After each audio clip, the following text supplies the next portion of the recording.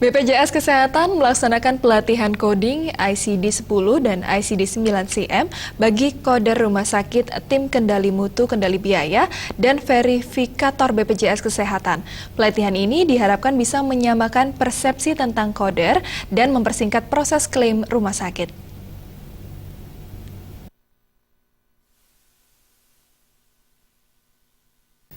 Menurut Kepala Unit MPKR Manajemen Pelayanan Kesehatan Rujukan Cabang Denpasar Made Dwi Diantari sebagai penyelenggara jaminan sosial di bidang kesehatan, BPJS Kesehatan merasakan betapa pentingnya pelatihan coding ICD-10 dan ICD-9-CM karena selama ini masih terjadi kesalahan dalam pemberian kode.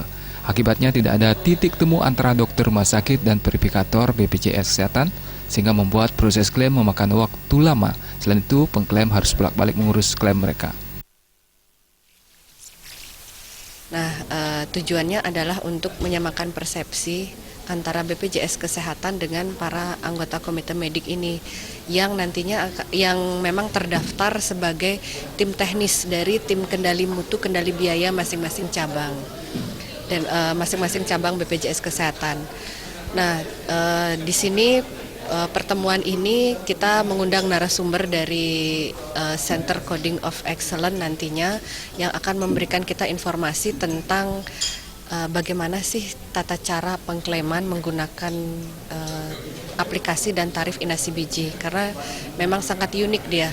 Aplikasi Inasi Biji ini kita mengkodingnya berdasarkan ICD-10 dan ICD-9-CM. Ya. Selama ini kendala dalam pengklaiman salah satunya yang terbanyak adalah mispersepsi tentang coding ini.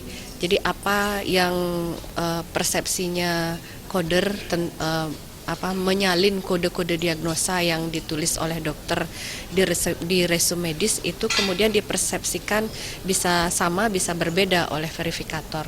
Ini yang sering menyebabkan kita harus lebih sering melakukan konfirmasi, memperlambat proses pengklaiman. Diantari menambahkan di Bali hampir 80% rumah sakit sudah masuk jejaring BPJS Kesehatan. Sementara narasumber dari Center of Coding Excellence, Lely Krisnawati mengatakan problematika implementasi coding bisa dibagi menjadi dua, yakni fraud atau kecurangan dalam klaim dan abuse atau penyalahgunaan wewenang sehingga terjadi malpraktek.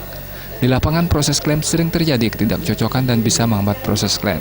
Tipe of medical billing, fraud and abuse, upcoding, cloning, phantom billing, length of stay, dan unnecessary treatment. Pelatihan coding ICD-10 dan ICD-9-CM diikuti 44 peserta, tim kendali mutu dan kendali biaya, dan 61 orang peserta dari koder rumah sakit dan verifikator BPJS Kesehatan. Agus Sudiatmika dan Angga Ratana, Bali TV.